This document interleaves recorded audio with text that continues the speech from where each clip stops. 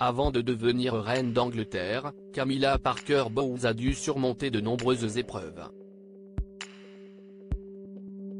Suite au décès de Diana, lorsque Charles III a été prêt à officialiser, elle a dû soigner sa façade, moyennant une somme astronomique.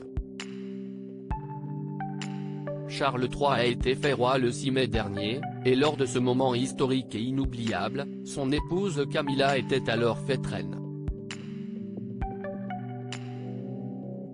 Avant d'en arriver là, le couple aura parcouru plus d'un obstacle. C'est avant même de connaître Diana, que Charles, alors prince de Galles, tombe sous le charme de Camilla. Celle-ci va d'ailleurs contribuer à ce que Diana Spencer devienne l'épouse de Charles.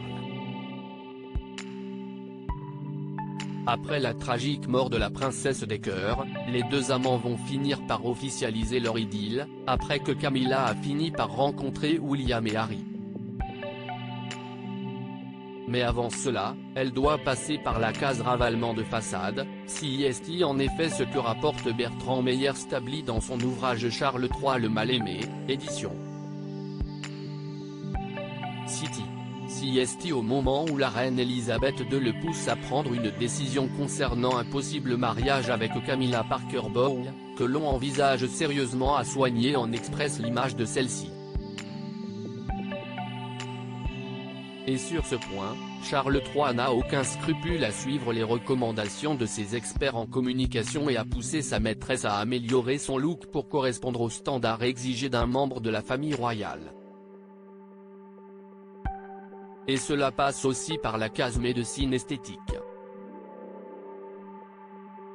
En 6 mois, celle-ci dépense une somme astronomique pour se refaire la façade. 10 000 livres sterling sont nécessaires pour lui réaligner et blanchir les dents, apprend-on. L'auteur continue ainsi, puis elle enchaîne avec des injections de botox dans les rides de son front, une série de pélins et de traitements laser pour gommer ses pattes doigts et les lignes autour de sa bouche. Une odeur qui dérange après s'être occupée de son visage et son sourire, Camilla doit alors passer à son style vestimentaire. On apprend dans cet ouvrage que la future épouse du prince de Galles Charles perd alors 2 tailles de vêtements avec la surveillance d'une diététicienne renommée.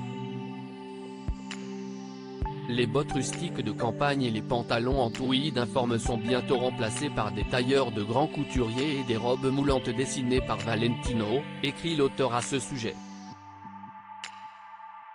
Et le palais n'entend pas seulement la voir s'améliorer sur le plan physique.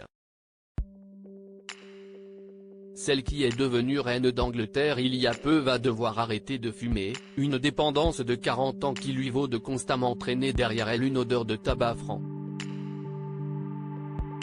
En 2003, Camilla va parvenir à se défaire de cette néfaste addiction.